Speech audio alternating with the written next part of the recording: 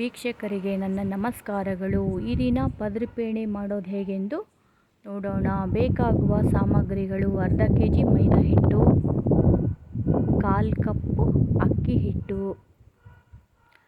ಹಾಗೆ ಪುಡಿ ಮಾಡಿರ್ತಕ್ಕಂಥ ಸಕ್ಕರೆ, ಚಿಟಿಕೆ ಉಪ್ಪು, ಸ್ವಲ್ಪ ಎಣ್ಣೆ, ಹಿಟ್ಟು ಕಲಿಸ್ಕೊಳ್ಲಿಕ್ಕೆ ಎಣ್ಣೆ, ಹಾಗೆ ತುಪ್ಪ ಒಂದು ಸ್ವಲ್ಪ ಬೇಕಾಗುತ್ತೆ.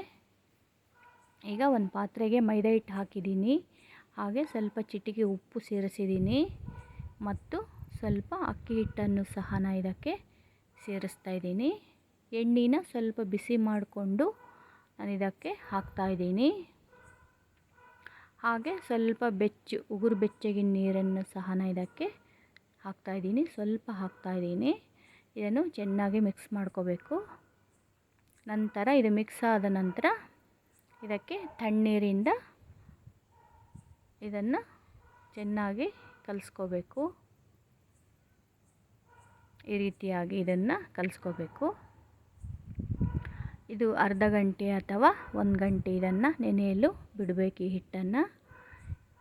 ಈಗ ನಾವು ಸಾಟಿಗೆ ಬೇಕಾಗಿರ್ತಕ್ಕಂಥ ಪದಾರ್ಥನ ರೆಡಿ ಮಾಡ್ಕೊಳ್ಳೋಣ.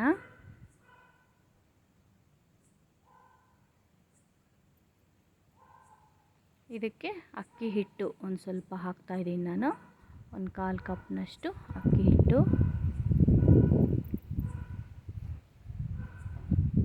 ನಂತರ ಇದಕ್ಕೆ ತುಪ್ಪನ ಬಿಸಿ ಮಾಡಿಕೊಂಡು ಇದಕ್ಕೆ ಮಿಕ್ಸ್ ಮಾಡ್ತಾಯಿದ್ದೀನಿ. ಈ ರೀತಿಯಾಗಿ ಮಿಕ್ಸ್ ಮಾಡ್ಕೋಬೇಕು ತುಪ್ಪನ. ಇನ್ನೊಂದು ಸ್ವಲ್ಪ ತುಪ್ಪ ಹಾಕಿ ನಾನು ಸೇರಿಸ್ತಾ ಇದ್ದೀನಿ. ಈ ರೀತಿಯಾಗಿ ರೆಡಿ ಮಾಡಿ ಇಟ್ಕೋಬೇಕು. ಈಗ ನೋಡಿರಿ, ಇದು ಹಿಟ್ಟು ನೆಂದಿದೆ. ಇದನ್ನು ಚಪಾತಿ ಮಾಡ್ತೀವಲ್ಲ ನಾವು, ಅದೇ ರೀತಿ ಉಂಡೆಗಳನ್ನಾಗಿ ಮಾಡ್ಕೋಬೇಕು ಈ ಥರ.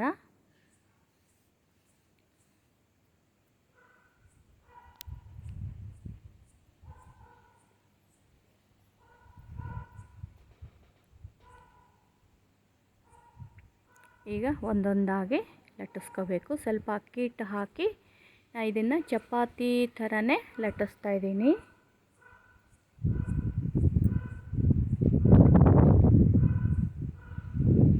ಚಪಾತಿ ಯಾವ ರೀತಿ ಲಟ್ಟಿಸ್ತೀವೋ ಅದೇ ಥರ ಲಟ್ಟಿಸ್ಕೋಬೇಕು.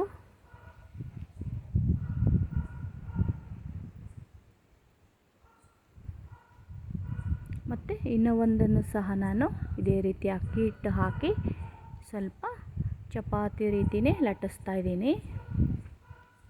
ಇದೆಲ್ಲ ಲಟ್ಟಿಸಿದ ನಂತರ ನಾವಿದಕ್ಕೆ ತುಪ್ಪ ಮತ್ತು ಅಕ್ಕಿ ಹಿಟ್ಟನ್ನು ಮಿಶ್ರಣ ಮಾಡಿರ್ತೀವಲ್ಲ ಸಾಟಿ, ಅದನ್ನು ಇದ್ರ ಮೇಲೆಲ್ಲ ಹಚ್ಕೋಬೇಕು. ಎಲ್ಲ ಕಡೆನೂ ಚೆನ್ನಾಗಿ ಅಪ್ಲೈ ಮಾಡಬೇಕು.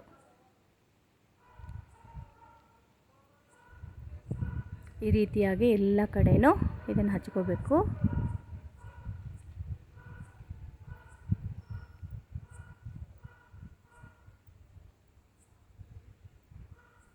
ನಂತರ ಇನ್ನೂ ಒಂದು ಚಪಾತಿ ಥರ ಲಟ್ಟಿಸಿರ್ತೀವಲ್ಲ, ಅದನ್ನು ಇದ್ರ ಮೇಲೆ ಹಾಕಬೇಕು. ಸರಿಯಾಗಿ ಹಾಕಿ ಎರಡನ್ನು ಜೋಡಿಸ್ಬೇಕು. ಎರಡು ಚಪಾತಿಯನ್ನು ಈ ರೀತಿಯಾಗಿ ಜೋಡಿಸ್ಕೋಬೇಕು.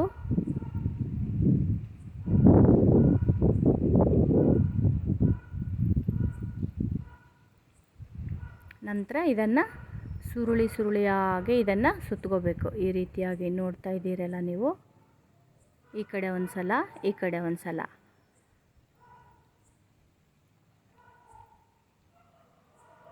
ಈ ರೀತಿ ಸುತ್ಕೋಬೇಕು. ಈ ಕಡೆ ಒಂದು ಸಲ, ಈ ಕಡೆ ಒಂದು ಸಲ, ಇದೇ ಥರ ಇದನ್ನು ಸುತ್ತಕೊಂಡು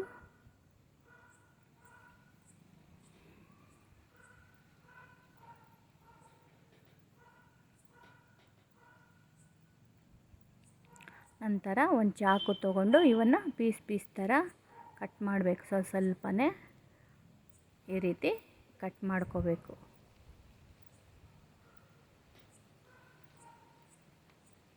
ಕಟ್ ಮಾಡಿಕೊಂಡು ಒಂದೊಂದಾಗಿ ಈಗ ಲಟ್ಟಿಸ್ಕೊಂಡ್ರೆ ಆಯಿತು. ಸ್ವಲ್ಪನೇ ಇದನ್ನು ಒಂದೊಂದಾಗಿ ಈ ರೀತಿ ಸ್ವಲ್ಪ ಅಕ್ಕಿ ಹಿಟ್ಟು ಸೇರಿಸ್ಕೊಂಡು ಹಾಕ್ಕೊಂಡು ಕೆಳಗಡೆ ಈ ರೀತಿಯಾಗಿ ಲಟ್ಟಿಸ್ಕೋಬೇಕು.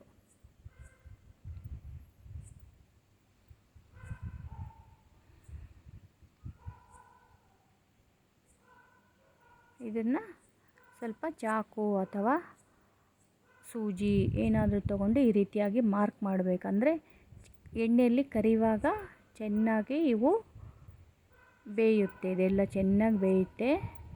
ಈ ರೀತಿಯಾಗಿ ಮಾರ್ಕ್ ಮಾಡ್ಕೋಬೇಕು.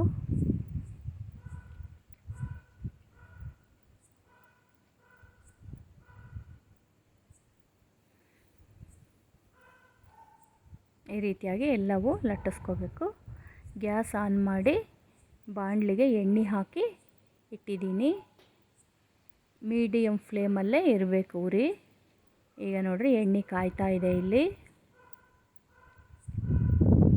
ಎಣ್ಣೆ ಕಾದಿದೆ. ಈಗ ಒಂದೊಂದಾಗಿ ಇವನ್ನು ಕರಿಬೇಕು.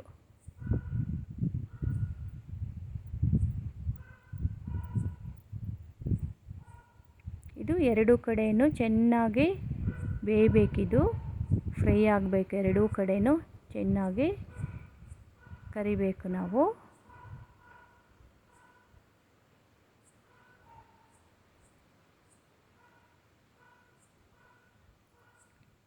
ಸ್ವಲ್ಪ ಕಲರ್ ಚೇಂಜ್ ಆದರೆ ಸಾಕು. ಇದು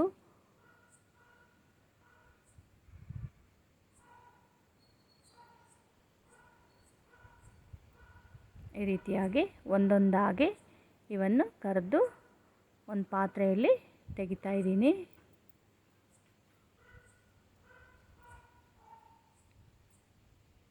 ಈ ರೀತಿಯಾಗಿ ತೆಗಿತಾ ಇದ್ದೀನಿ.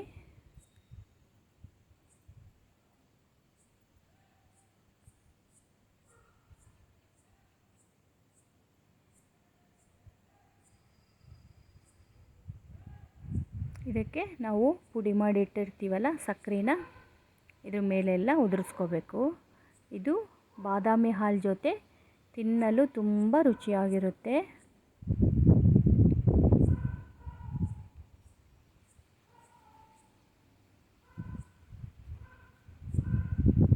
ಈಗ ಪದರಪೇಣೆ ರೆಡಿಯಾಗಿದೆ.